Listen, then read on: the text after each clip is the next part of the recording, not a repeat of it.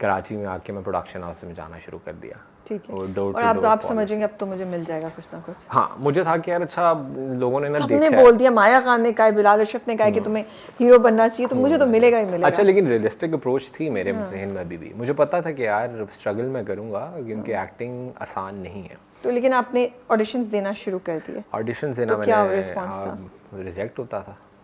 एक तो जिस चीज़ का ऑडिशन आता भी था वो मैं करना नहीं चाहता था। ओके, लेकिन फिर भी आप जा रहे थे कि यार इतना मतलब कि अब हम अवार्ड जैसे एक्सपीरियंस लेकर आके मैं अब इतना ये काम करूँगा। ओह माय गुडनेस, तो अब ना मेरे लिए वो बड़ा एक हो गया था प्रॉब्लम कि यार मैं अब क्या करूँ। मैं खैर ऑडिशन देना शुरू किए और रिजेक्शंस और ये दिसंबर से स्टार्ट किया था। 2022 के दिसंबर से ऑडिशन देना स्टार्ट किया था और 2023 अप्रैल में जाके मुझे मैक ऑडिशन मिला था। और उसके दरमियान में मैंने कोई 15-20 तो ऑडिशंस दिए होंगे आराम से। लेकिन कहीं से कोई बात नहीं बनी और सारे ऑडिशन हम टीवी। ठीक है, ओके।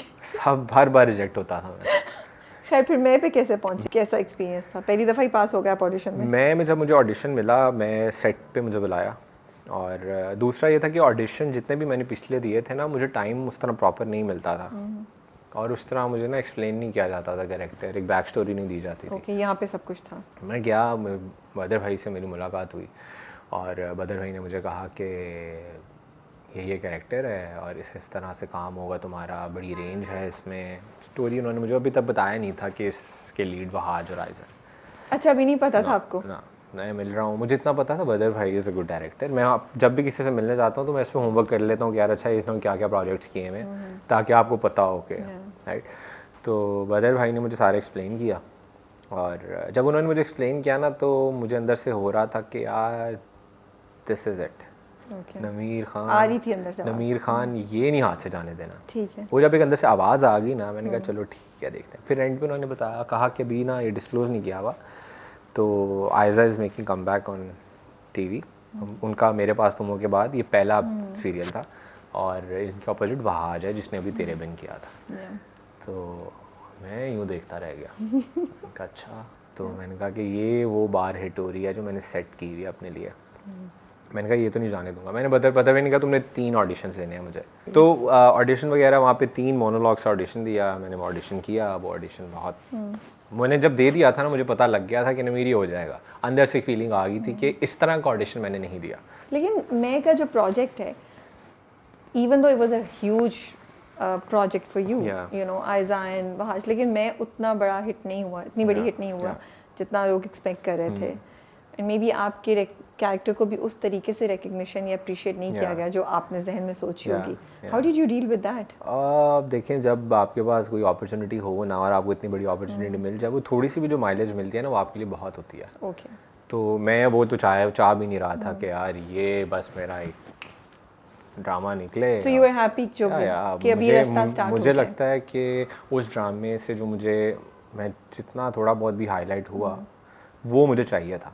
ठीक है। जितनी हाईलाइट, जितनी माइलेज मुझे मिली, आई वांटेड दैट। और for someone who is starting out working with such big names, और उसमें भी आप ओवरशैडो नहीं हुए, नहीं आपका कैरेक्टर समवट रजिस्टर हुआ, तो that was like win for me. हमारी जो इंडस्ट्री है वो काइंड है न्यू कमर्स के लिए या बहुत मसला है? जो जिस तरह के आप इंसान होते हो ना, आप उस तरह की एनर्जी आपको आगे से मिलती है और आपके इर्द गिर्द उसी तरह के लोग आपके इर्द गिर्द आ जाते हैं। और मैं के वक्त, अब जब मैं हम अवार्ड्स करके आया था, मेरे कुछ सबसे मतलब कि अच्छी हाई हेलो हो गई भी थी। इतनी अच्छी थी कि I would just they were one message away, मैं मैसेज करूंगा एंड दे विल कि अच्छा इसको इस तरह है, इस चीज़ को इस तरह, मतलब आप कंसल्ट कर रहे थे सबसे? या और जो इस इंडस्ट्री से नहीं है उसके लिए बहुत बड़ी ब्लेसिंग है कि आपके पास ऐसे लोग हों जो आपको गाइड कर सकें कि ये एक प्रोजेक्ट लो नहीं लो, इसको ऐसे हैंडल करो। तो इसी तरह मैं भी जब मुझे प्रोजेक्ट मिला था और मुझे तो जब मैंने स्क्रिप्ट पढ़ी तो मुझे तो समझ ही नहीं आ रही थी यार ये क्या लिखा हुआ है। अच्छा, ये तो डायलॉग्स हो गया, ये बीच में जो एक्शन लाइन है, स्क्रीन प्ले है, इसका क्या करना है, कैसे करना है। तो आए मैसेज हानिया। ओके। और हानिया से मैंने कहा कि यार मुझे तो कुछ समझ नहीं आ रही, अगर तुम मेरा प्रोजेक्ट स्टार्ट होने वाला है, अगर तुम मुझे थोड़ा सा बस बता दो कि क्या अप्रोच होनी चाहिए, कैसे इसको तैयारी करनी है, क्या करना है, कैसे करना है, तो मुझे तो she was kind enough, she said yes to it. और उसने मुझे तकरीबन 3-4 आई थिंक 5 दिन थे, उसने मुझे बुलाया और उसने हमने बैठ के उसने मुझे बताया कि यार ऐसे ब्रेक डाउन होता है, इसको इस तरह करते हैं, इसके नोट्स ऐसे बनाओ, तुम्हें तुम्हारी कंटिन्यूटीज़ पता होनी चाहिए, तुम्हें ये चीज़ें पता होनी चाहिए। तो वो जो उसका ईयर्स ऑफ एक्सपीरियंस उसने मुझे दिया, वो एक मेरे लिए बड़ी एक बेस बन गई थी, और वो सॉलिड बेस बनी, और उस बेस के साथ मैं प्रोजेक्ट में गया। वहाँ पे फिर बदर भाई थे, आयज़ा जी थी, आयज़ा जी ने हेल्प किया, हम बैठ के सीन्स पढ़ते थे। वो मुझे कहती थी कि अच्छा हमने ना इसको बड़ा, और लिटरली RJ MJ यानी आयज़ा और मेरी जो वहाँ पे एक हमारा रिलेशन जो रजिस्टर हुआ, वो बड़ा एक अच्छा रजिस्टर हुआ। और उसके पीछे रीज़न ये थी कि हम इकट्ठे बैठ के, वो मुझे बताती थी, और फिर उनको देख देख के मैंने बहुत सीखा कि वो उनके लिटरली इतना बाइंडर था जिसमें उन्होंने अपनी चीज़ें लिखी हुई थी, इसको ऐसे करना है, इसको ऐसे करना है, कंटिन्यूटीज ऐसी होनी चाहिए। तो मेरे लिए वो बहुत ब्लेसिंग थी कि यार अच्छा मुझे सीखा, आपने सीख लिया ना, पूछ के भी सीखा, देख के भी सीखा, और जिनके इतने सालों के एक्सपीरियंस हो और आपको अपने पहले प्रोजेक्ट में वो चीज़ मिल रही है, तो वो फिर मुझे लगता है कि आपने इतना, मतलब thank you for sharing this, because I think it's so important. हमारे यहाँ हमारी इंडस्ट्री के बारे में बहुत सी गलत किस्म की बातें होती हैं, या एक जहन में गलत किस्म का कॉन्सेप्ट है, तो यू आर क्लियरिंग कि नहीं, there are people who are really there to help you, and बहुत से लोग हैं, जैसे आयज़ा ने भी आपकी इतनी हेल्प की, जो लेते हैं इंटरेस्ट न्यू कमर्स में और उनको गाइड करते हैं। या इवन वहाज से मैं जब भी कुछ पूछता था कि यार मुझे बताएं कि मेरी क्या अप्रोच होनी चाहिए इस सीन को लेके या इन जनरल करियर को लेके, तो he used to guide me. वहाज के अंदर तो टीचर है, I feel he has a teacher inside him, you know. तो वो अपना फिर एक्सपीरियंस शेयर करते हैं, वो आपको देते होंगे अच्छा खासा लंबा के ऐसे ऐसे करो, and that's very nice of him. अच्छा, अब बातें थोड़ा हल्की फुल्की। Tell me 5 things जो आपकी लव लैंग्वेज बनती है, या 5 things that can be described as your love language. I think पहली तो ये कि एक लॉन्ग ड्राइव, फिर romantic songs, okay, exchanging gifts, and बड़ी छोटी छोटी सी चीज़ें, छोटे एक्सचेंजिंग आपकी है, उनकी तरफ से आए नहीं आए, बात तो रहा है दोनों तरफ से। मैं तो करूँगा, एक्सपेक्टेशंस अच्छी हैं, ओके। अगर वहाँ से नहीं रिटर्न आएगा तो मैं अपने पैसे क्यों ज़ाया करूँगा यार, मतलब बाकी 3 चीज़ें बताएं। बाकी 3 चीज़ें बताया, एक तो gifts, exchanging gifts, long drive, songs, romantic songs, and then एक long walk was nice, I like that. और फिर उसके बाद अगर वो आपकी वाइफ है तो आप कॉटेज भी लेके जा सकते हो, वहाँ पे कुकिंग भी हो जाएगी, एक क्वालिटी टाइम स्पेंड हो जाएगा। ओके, तो बड़ी एक ओल्ड स्कूल जो जेस्चर्स हैं वो होने चाहिए। क्या 2-3 चीज़ें आपके लिए जो एक रिलेशनशिप में डील ब्रेकर हैं? एक तो ये कि जो एनर्जी मैं दे रहा हूँ और जितनी एफर्ट मैं डाल रहा हूँ, अगर उस एंड से वो एफर्ट नहीं आ रही ना, तो फिर मतलब क्या मैं उसके लिए, मेरी उतनी वैल्यू नहीं है लाइफ में, ठीक है।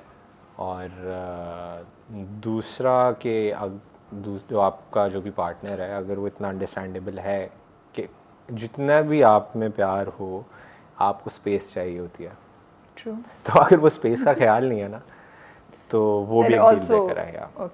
वो क्लिंगीनेस भी नहीं होनी चाहिए ना, कि बस ठीक है, स्पेस दोगे तो फिर वो रिलेशन और फ्लरिश करेगा। तो ये होना चाहिए। और तीसरी ट्रस्ट, तो ऑटोमेटिकली ये चीज़ें होंगी तो आ जाएगा। तो ये 3 चीज़ें।